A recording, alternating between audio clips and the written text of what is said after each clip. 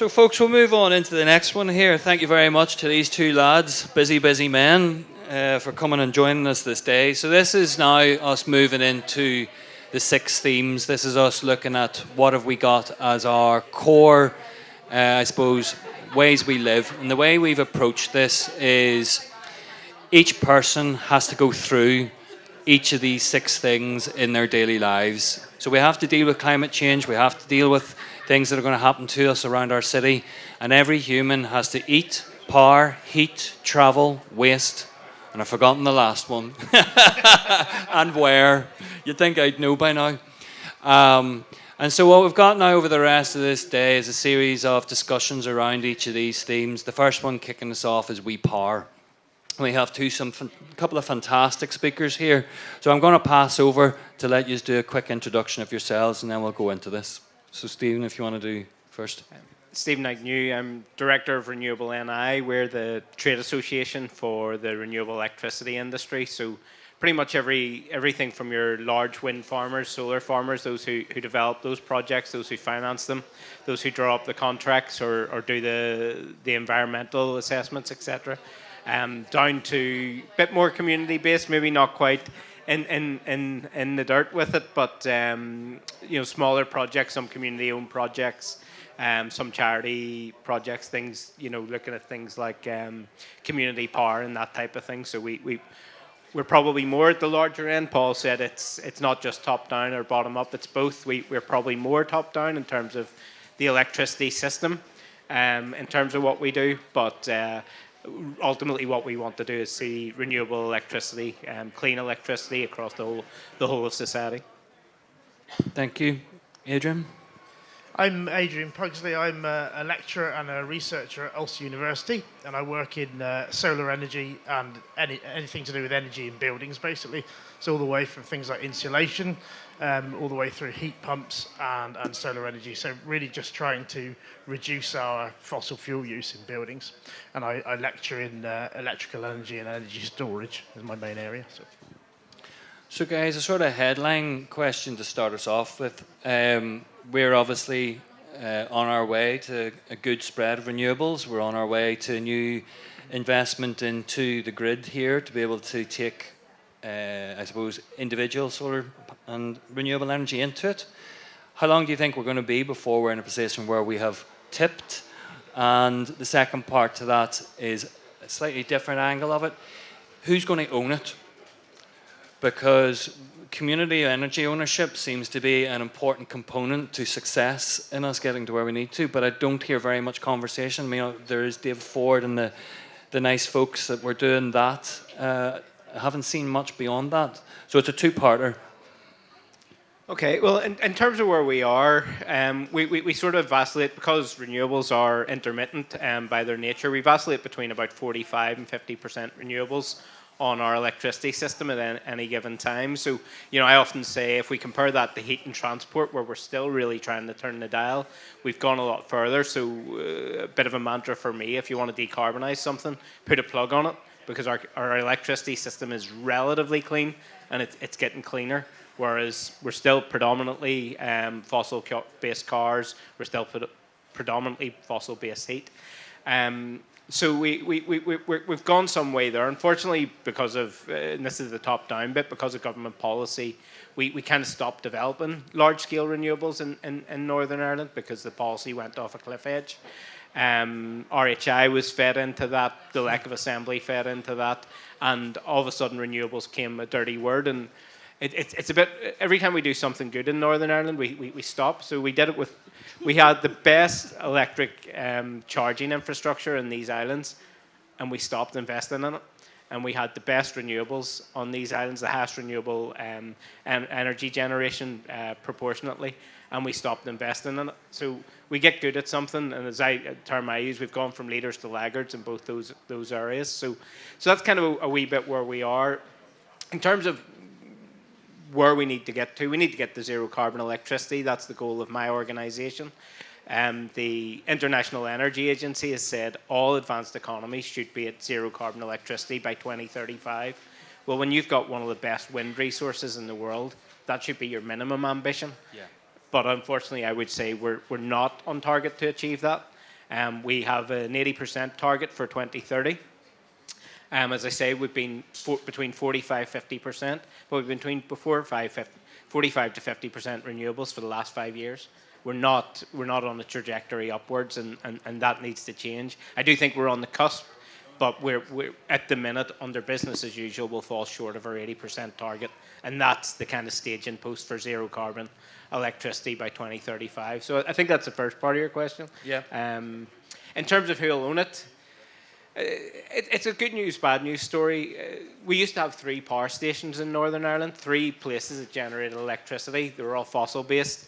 We now have 23,000 power generators. So, okay, the majority of our power is still from larger generators owned by big companies. But every home with a solar panel now is a generating station. And increasingly, we can have more power as prosumers is the term which I hate, but you're both a consumer and a producer of energy in that case. We've seen instances in England, for example, whereby instead of bringing on more fossil fuels when there's been potential blackouts, they've said, can you change when you use your energy? Instead of us having this big energy spike, if we incentivize you to put your washing machine on overnight when there's low demand and lots of wind, or just adapting to when you use your energy, we can actually balance the system.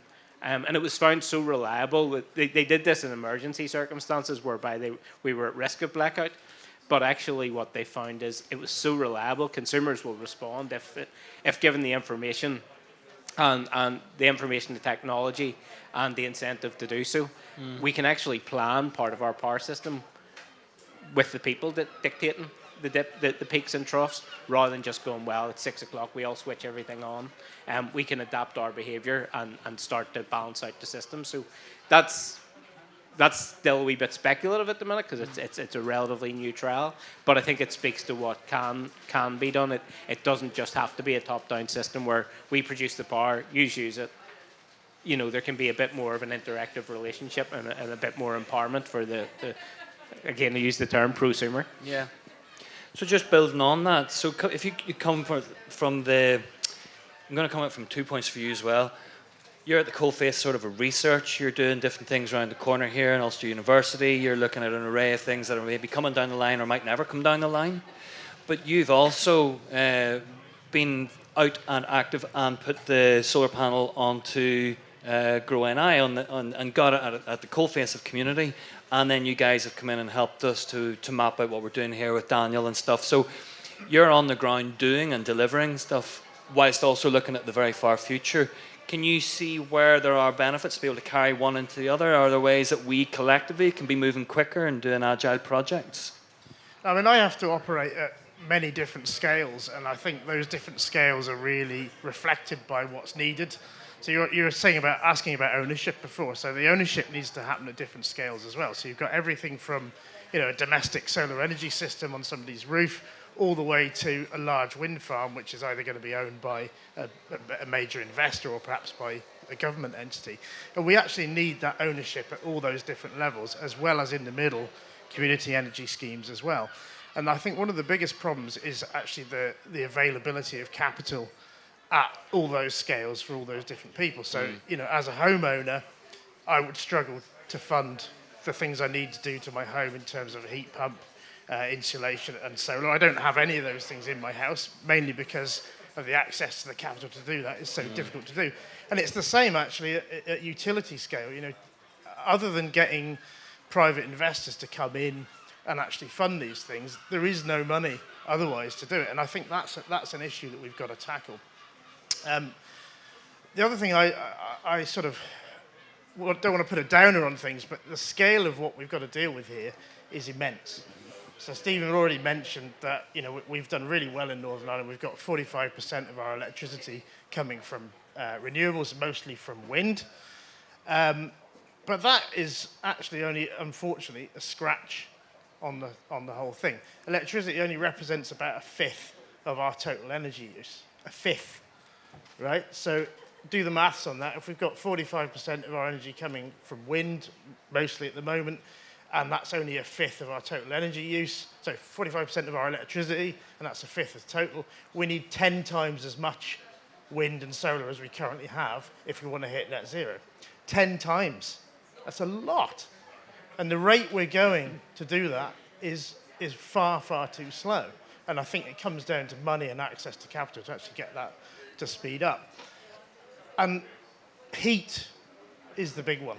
Transport, it's starting to happen. We're starting to get electric vehicles.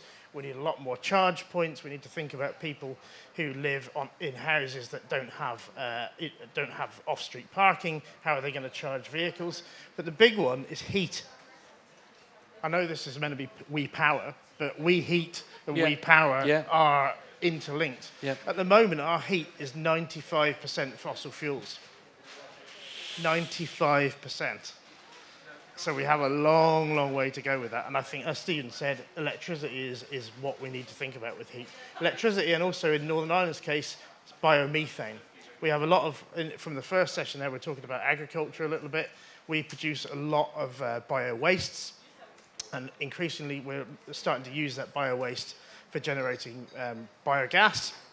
That biogas will actually have a role in our heating here as well. But we need to get that to move much, much more quickly as well. I'm going to hark you back to days of political warfare. So you, time of year, isn't it? it is looming.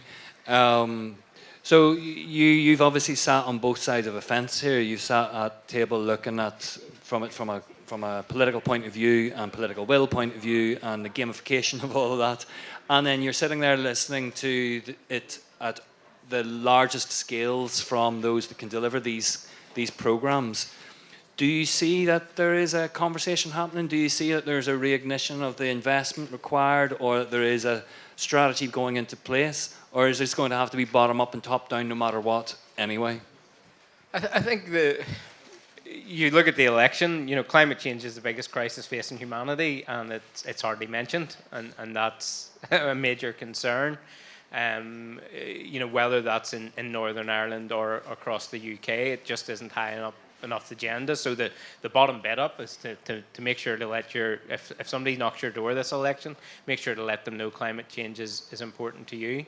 There are things being done. The Labour Party have said that they want zero carbon electricity by 2030.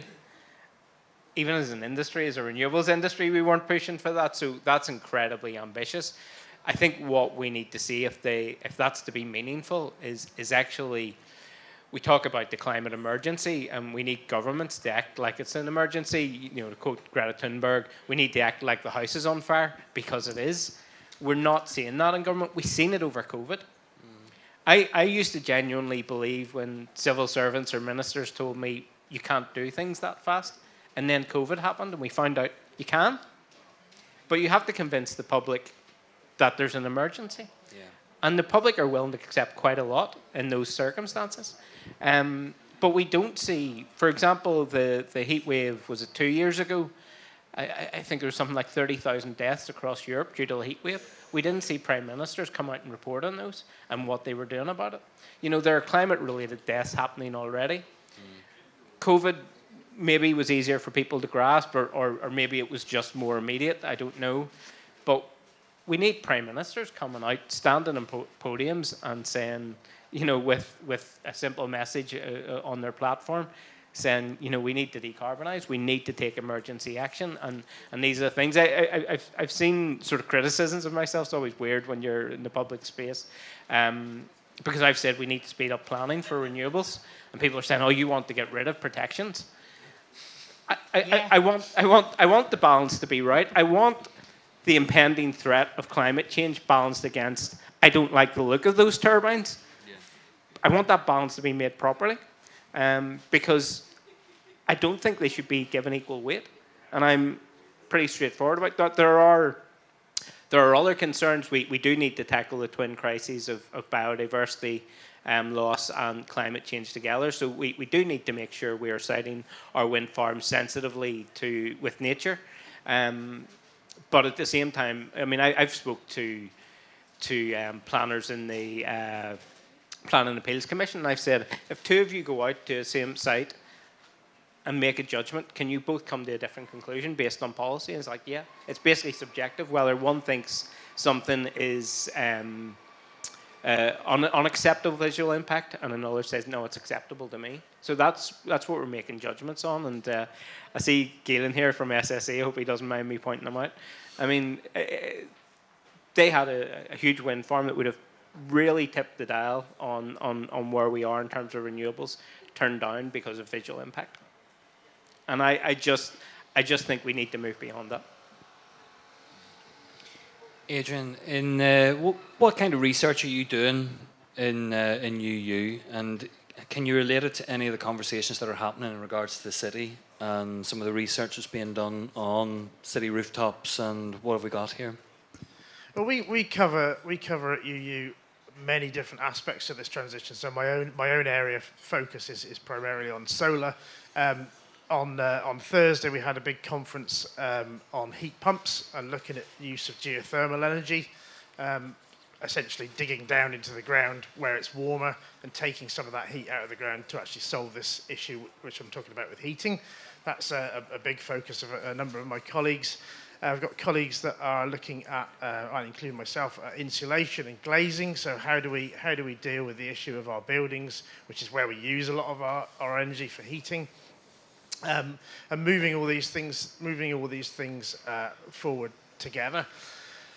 It's one of the biggest challenges from a research point of view is how do you join all these dots together? So my own area is generally thinking about individual technologies, and in some ways it's a bit of a cop-out, because developing and inventing a technology and building something and creating something is enjoyable and, in my opinion, relatively easy. What's actually harder is how do all these elements in the puzzle all go together, and how do you coordinate all the people together to get all those glue together. So I've got one of my colleagues looks at energy markets and policy, and I think her job is particularly hard because she's taken all these disparate elements of energy technologies and trying to look at, how does the finance work for that? How do we pay for it as a society?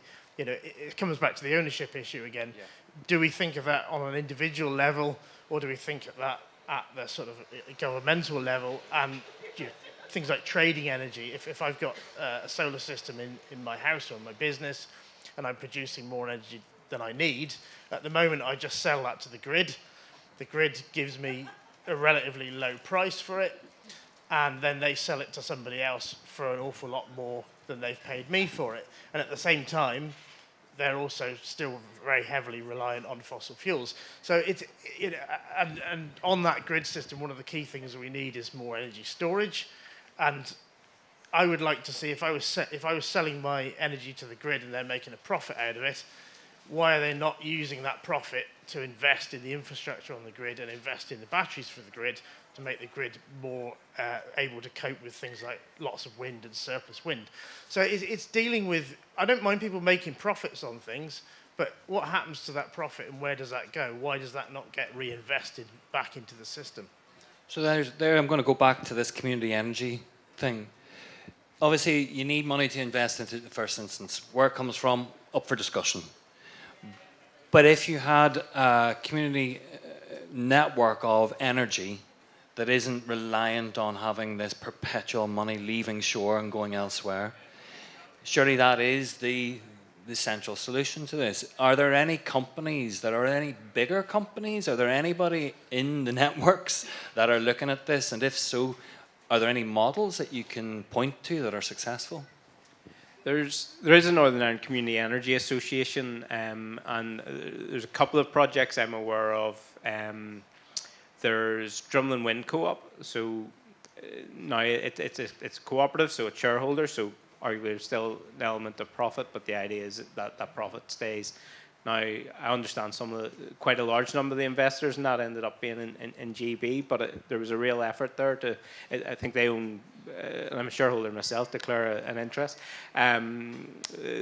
We own 5 turbines in Northern Ireland, and those were funded through community share schemes. There's also the Girona project, which I don't know as much about as I should, was in Kilrain, and you're nodding, you maybe know more about it than me, but a local company, the electric storage company, they went in, provided solar panels and houses up front. They got the finance and then worked with communities to get installations through houses to help people save money. And the idea of their kind of microgrid idea is that kind of idea of, okay, we're still going to have this big grid that operates and provides the electricity to your home, but locally can we start to match the energy we produce to the energy we consume? So I think that was the idea of the Girona project. So, but that it's fair to say it's been.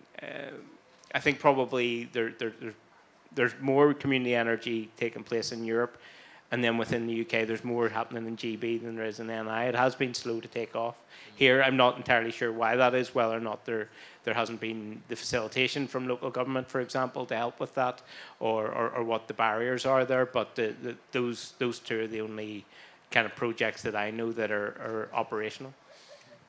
I'm actually working with Derry City and Strabane Council at the moment right at the start of a project for a positive energy what they call a positive energy district up in Strabane. So taking Strabane town centre as an exemplar, there's some European Commission funding come through on what they call their Intelligent Cities Challenge, and the idea is to create a positive energy district, which is basically a region of a town or a city or a rural area where the net amount of renewables generated on a yearly basis exceeds what the consumption is within that area, and which is a fantastic idea, and there's a few of them happened in Europe, but they're still relatively unusual. At the moment, we're still struggling to even hit net zero. This is actually going beyond net zero to actually be producing more than zero, if that makes sense, a net export.